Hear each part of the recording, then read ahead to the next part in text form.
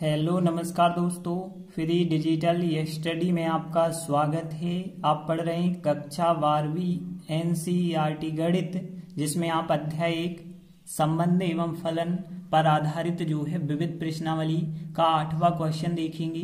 तो देखिए कहा गया है, जो भी क्वेश्चन है थोड़ी बड़ा क्वेश्चन है, तो जो भी कहा जाता है वो ध्यान से आप पढ़िए और उसके हिसाब से चलते जाइए। तो देखिए कहा गया है एक अरिक्त समुच्चय, मतलब खाली नहीं है, अरिक्त समुच्चय यदि x दिया हो और फिर जो है पी एक्स के जितने भी उपसमुच्चय बन सकते हैं उनका समुच्चय हो, तो इस पर विचार कीजिए। तो देखिए हम मान के चलते हैं, सबसे पहले हमने लिखा हल। देखिए मान के चलते हैं, हम एक x समुच्चय मान लेते हैं जो अरिक्त होना चाहिए। अरिक्त मतलब खाली नहीं होना चाहिए।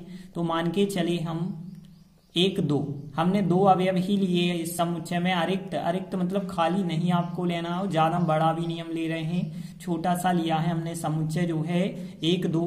अब देखिए तो px जो है वो क्या है, px जो है इसके उपसमुच्चयों का संग्रह है। देखिए इसके उपसमुच्चय कितने होंगे, पहला उपसमुच्चय इसका 5 बनेगा, फिर बनेगा इसका उपसमुच्चय 1 बनेगा, फिर बनेगा इसका उपसमुच्चय 2 बना होगा, और फिर इसका उपसमुच्चय कितना बना होगा, 1 2 का 1 2 बना होगा। और इन सब का जितने भी उपसमुच्चय हैं, इन सब का जो समुच्चय हमने बना दिया है वो कहलाएगा px। तो px तो आपको समझ आ चुका होगा। अब देखिए क्या है, तो यहाँ px में एक संबंध r परिभाषित किया गया है। देखिए जैसे हमने पढ़ा है प्राकृत संख्याओं में एक संबंध परिभाषित होता है, उसी प्रकार से px कोई समुच्चय है। इस px संबंध में जो है एक संबंध r परिभाषित किया गया है, और जो संबंध r है वो इस प्रकार से दिया गया है कि यदि आप a और b 2 अवयव लेते हैं तो a और b का मतलब है a और b के बीच जो संबंध r है वो इस प्रकार से है कि यदि और केवल यदि a b का उपसमुच्चय होना चाहिए। तो देखिए जो हमें संबंध r दिया गया है वो px में एक तुल्यता संबंध है या नहीं, इसके बारे में बताना है, और अपना जो भी उत्तर है वो औचित्य के साथ, कारण के साथ आपको बताना है। तो देखिए जब हमें सिद्ध करना है एक तुल्यता संबंध है या नहीं, इसको चेक करना है, तो हम सौतुल्य, सममित, संक्रामक तीनों चीजें चेक करते हैं। तो देखिए सबसे पहले जो चीज हमें पता थी, एक अरिक्त समुच्चय, वो हमने मान लिया है। देखिए आप कुछ भी मान सकते हैं, तो आपको उसके उपसमुच्चयों का जो समुच्चय होगा वो px मिल जाएगा। अब इसमें मतलब इस px में एक संबंध r दिया गया है, और जो संबंध r है वो किस प्रकार से संबंध है, यहाँ पे जो बताया गया है संबंध r वो इस प्रकार से है कि वो a और b 2 अवयवों के बीच में लगाया जाता है। देखिए a और b लिखा है, मतलब a और b के बीच में जो संबंध लगाया जाता है, और उस संबंध का मतलब क्या होता है कि a b का उपसमुच्चय होना चाहिए। तो इसका जो मतलब है वो मतलब क्या है, a उपसमुच्चय b होना चाहिए। तो देखिए अब यदि हम जो है इसमें सबसे पहले सौतुल्य को चेक करते हैं, तो सौतुल्य में आपको हमने बताया था सौतुल्य में डबलिंग्स होनी चाहिए।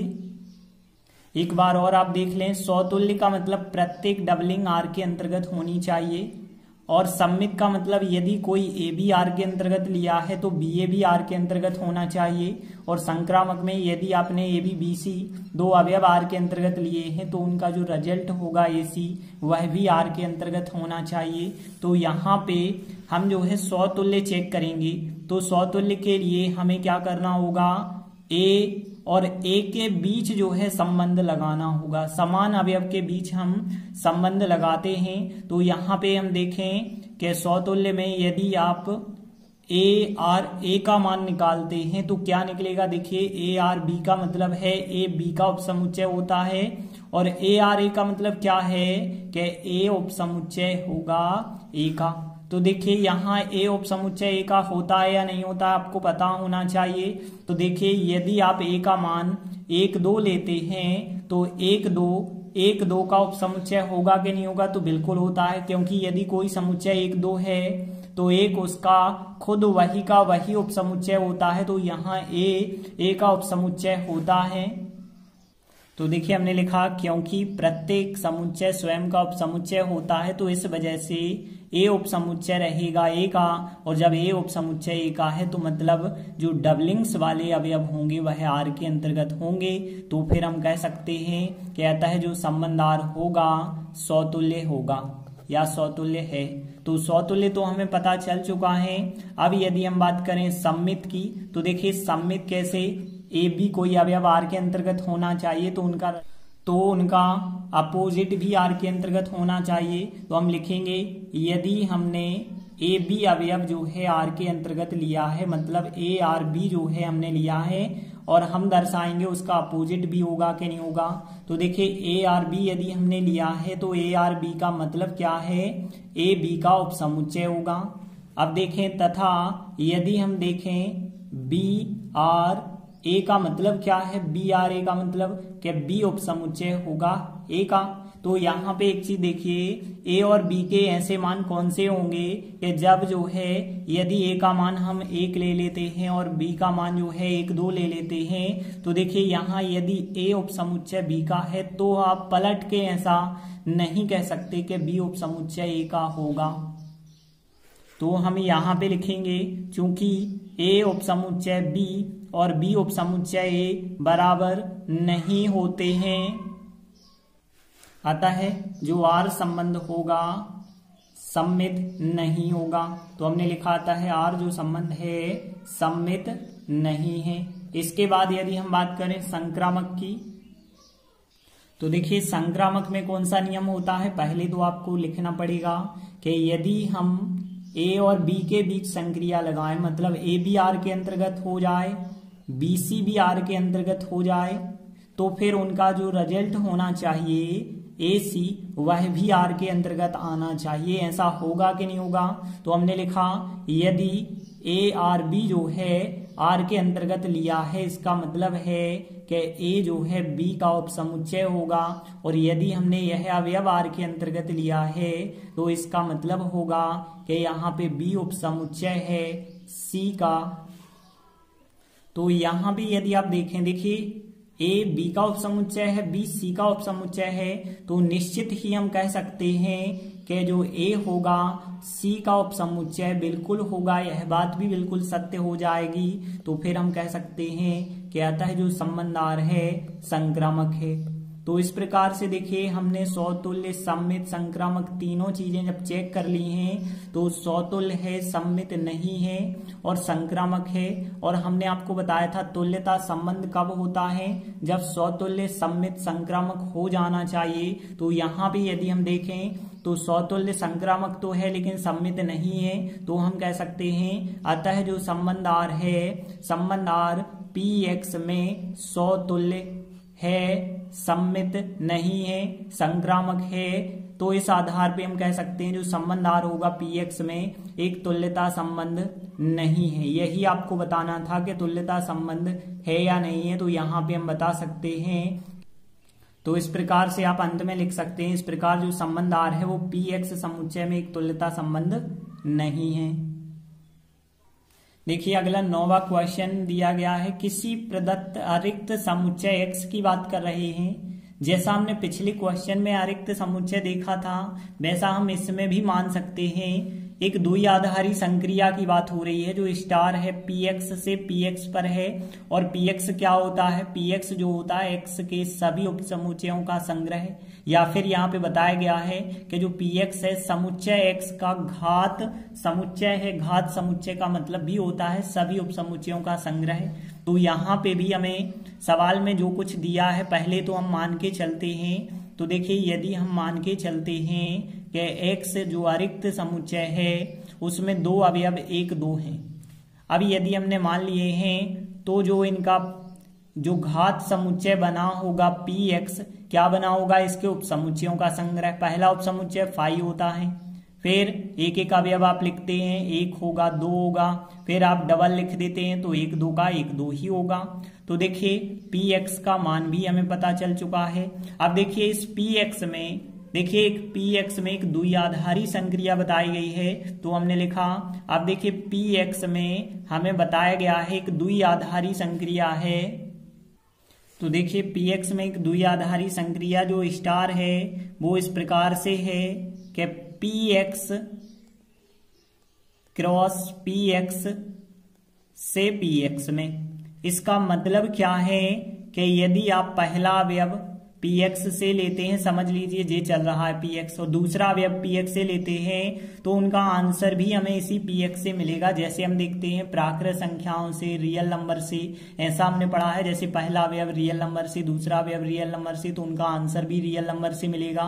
लेकिन अब यहाँ पे जो रियल नंबर ना हो के px दिया गया है, और यहाँ पे जो इस प्रकार से है कि यदि आपने दो अवयव a और b लिए हैं तो a स्टार b का मतलब क्या है, a और b का सर्वनिष्ठ इंटरसेक्शन, ठीक है। और जहां पे प्रत्येक a और जो b अवयव हैं वो कहां से लिए जाएंगे, a और b अवयव इस px से लिए जाएंगे, तो px हमने लिखा।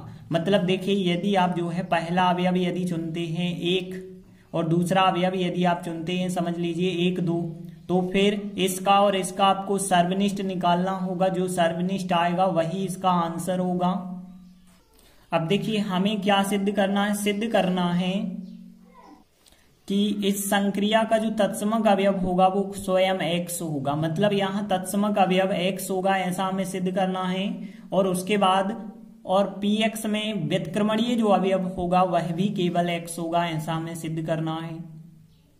तो देखिए तत्समक अवयव के लिए नियम क्या होता है, a स्टार e का मान a होना चाहिए। पलट के भी यदि आप निकालते हैं तो e स्टार a का मान a होना चाहिए।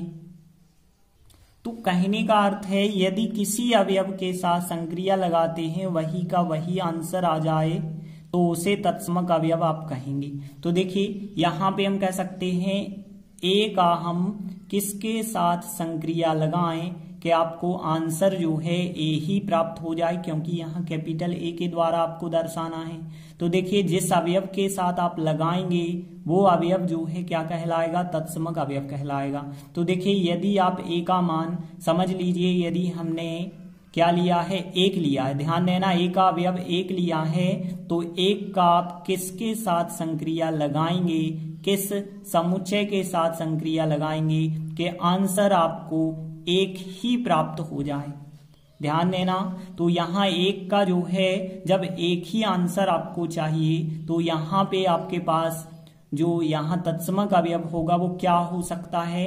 तो यहाँ पे देखिए तत्समक अवयव 1 के साथ जो है वैसे तो आप कह सकते हैं 1 ही हो सकता है, लेकिन हम 2 के साथ कहें तो 2 के साथ 2 होगा, ऐसे अलग अलग तो आप लेंगे नहीं। तो यहाँ 1 का यदि आप 1 2 समुच्चय के साथ स्टार करें तो फिर a स्टार b का मतलब क्या था, a और b का सर्वनिष्ठ।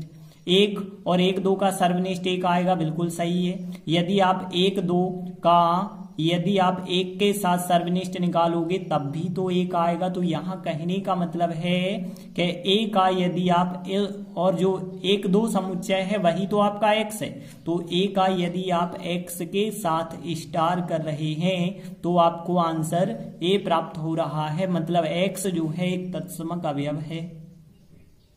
तो देखिए हम लिखेंगे यहाँ पे स्टार संक्रिया की बात करें तो यहाँ स्टार संक्रिया में यदि हम देखें a का यदि आप जो है x के साथ संक्रिया लगाते हैं तो एक संक्रिया x का मतलब क्या होगा, जब a संक्रिया b का मतलब a और b का सर्वनिष्ठ है तो a और x का यहाँ सर्वनिष्ठ होगा, a सर्वनिष्ठ x। अब आप ध्यान देना a सर्वनिष्ठ x का मान क्या आएगा। यदि आप देखें a का मान आप कुछ भी ले लेते हैं, जैसे हमने a का मान 2 ले लिया इस बार और x का मान तो 1 2 ही है, तो 2 और 1 2 का यदि आप सर्वनिष्ठ निकालेंगे तो 2 ही मिलेगा। यदि आप a का मान 1 लेते हैं और x का मान 1 2 तो इन दोनों का सर्वनिष्ठ 1 ही मिलेगा। यदि आप यहाँ पे कुछ भी ले लेते हैं, यदि 5 लेते हैं तो इन दोनों का सर्वनिष्ठ 5 मिलेगा। मतलब यहाँ a आंसर आपको प्राप्त होगा। यदि आप पलट के यही बात चेक करें तो यहाँ पे देखिए x का यदि आप जो है a के साथ स्टार करते हैं, संक्रिया लगाते हैं तो x संक्रिया a का मतलब क्या होगा, x और a का सर्वनिष्ठ। अब देखिए x और a का सर्वनिष्ठ भी आप निकालेंगे तो बात तो वही है, चाहे हम a और b का सर्वनिष्ठ निकालें या बी और ए का निकालें, बात तो वही है कि एक्स का और ए का निकालेंगे तो ए ही आएगा, एक्स का और इसका निकालेंगे तो भी बिल्कुल यही आएगा। तो एक्स का और ए का सर्वनिष्ठ जो होता है वो ए होता है। तो हम कह सकते हैं क्योंकि यहाँ पर जो है ए स्टार एक्स का जो मान है वो भी ए आया है और एक्स स्टार ए का जो मान है वह भी ए आया है। तो इस वजह से हम कह सकते हैं जो स्टार संक्रिया में तत्समक अवयव जो होगा वो एक्स ही होगा। तो देखिए हमने लिखा आता है पी एक्स में, मतलब इस पी एक्स समुच्चय की बात चल रही है। तो पी एक्स समुच्चय में जो स्टार संक्रिया है उसका तत्समक अवयव स्वयं एक्स ही हो जाएगा। अब आगे देखिए बताना है हमें कि जो तथा संक्रिया स्टार के लिए पी एक्स में यदि व्युत्क्रमणीय अवयव देखा जाए तो वो केवल एक्स ही मिलेगा। तो देखिए प्रतिलोम अवयव या व्युत्क्रमणीय अवयव के लिए जो शर्त होती है ए स्टार बी का मान तत्समक अवयव आना चाहिए, या फिर हम कह सकते हैं बी स्टार ए का मान तत्समक अवयव आना चाहिए। और यहाँ पे तत्समक अवयव एक्स है तो हम ई ना लिख के एक्स के द्वारा दर्शाएंगे। ए स्टार बी का मान एक्स होना चाहिए और बी स्टार ए का मान भी एक्स होना चाहिए। तो हम लिखेंगे व्युत्क्रमणीय अवयव के लिए ए स्टार बी का जो मान होना चाहिए तत्समक अवयव एक्स होना चाहिए तथा बी और ए का जो स्टार होना चाहिए वह भी तत्समक अवयव एक्स होना चाहिए। अर्थात हम कह सकते हैं कि ए स्टार बी का मान जो है बराबर एक्स और एक्स बराबर होना चाहिए बी स्टार ए की। अब देखिए यहाँ पे यदि हम देखें रफ में देखें ए स्टार बी का मान एक्स कैसे आएगा, तो ध्यान देना ए स्टार बी का मान एक्स कैसे आ सकता है। एक्स का मतलब क्या है, एक दो समुच्चय है। तो देखिए दो समुच्चय हमें ए और बी ऐसे लेने हैं कि उनका आंसर 1 2 आ जाए। तो उनका आंसर 1 2 कब आएगा, देखिए हमें पता था ए स्टार बी का मतलब है ए और बी का सर्वनिष्ठ। तो यहाँ पे हमें ए और बी ऐसी समुच्चय लेने होंगे ताकि उनका सर्वनिष्ठ 1 2 आ जाए। तो यहाँ पे देखिए आपके पास यदि समुच्चय पी एक्स जो है इस प्रकार से है तो इसमें आप कौन से दो अवयव लेंगे कि आपको आंसर जो है ए स्टार बी का 1 2 का 1 2 ही मिल जाए। तो देखिए कैसे मिलेगा, यहाँ ए का मान 1 2 ही आपको लेना पड़ेगा, ए का मान आपको 1 2 लेना पड़ेगा और बी का मान भी आपको 1 2 लेना पड़ेगा, तभी आप इसका और इसका सर्वनिष्ठ निकालेंगे तो आपको 1 2 प्राप्त होगा और किसी अवयव के लिए 1 2 आंसर नहीं प्राप्त होगा। तो कहने का मतलब है यह तभी संभव होगा जब हम ए का मान जो है एक्स लेंगे और बी का मान भी यदि हम एक्स लेते हैं तभी यह संभव हो पाएगा। तो ए और बी बराबर एक्स होना चाहिए, यह तभी संभव है। तो देखिए हमने लिखा है यह तभी संभव है जब ए बी बराबर एक्स हो जाए और ए बी बराबर एक्स हो जाए। तो कहने का मतलब है ए स्टार बी का मान एक्स हो जाएगा और ए स्टार बी का मान एक्स होगा। तो यहाँ पे ए और बी जो होते हैं वो व्युत्क्रमणीय अवयव कहलाते हैं। ए का व्युत्क्रम बी कहलाता है, बी का व्युत्क्रम ए कहलाता है। तो यहाँ पे ए का जो व्युत्क्रम होगा बी मतलब एक्स कह सकते हैं और बी का प्रतिलोम जो होगा वो होगा यहाँ पे ए का मतलब भी आप एक्स कह सकते हैं। तो इस वजह से एक्स जो है ही प्रतिलोम अवयव होगा या व्युत्क्रमणीय अवयव हो जाएगा। तो यहाँ पे केवल एक ही व्युत्क्रमणीय अवयव होगा, वो होगा एक्स। तो इस संक्रिया में हम लिखेंगे कि जो पी एक्स समुच्चय था उस पी एक्स में केवल एक्स ही व्युत्क्रमणीय अवयव होगा। तो देखिए हमने लिखा था संक्रिया स्टार के लिए पी एक्स समुच्चय में केवल एक अवयव एक्स ही व्युत्क्रमणीय अवयव होगा। तो देखिए हमें केवल यही दर्शाना था कि तत्समक अवयव भी एक्स है और व्युत्क्रमणीय अवयव भी एक्स है। तो इस प्रकार से हमारे दो महत्वपूर्ण सवाल कंप्लीट होते हैं। आगे के वीडियो में हम आगे के सवाल कराएंगे। धन्यवाद।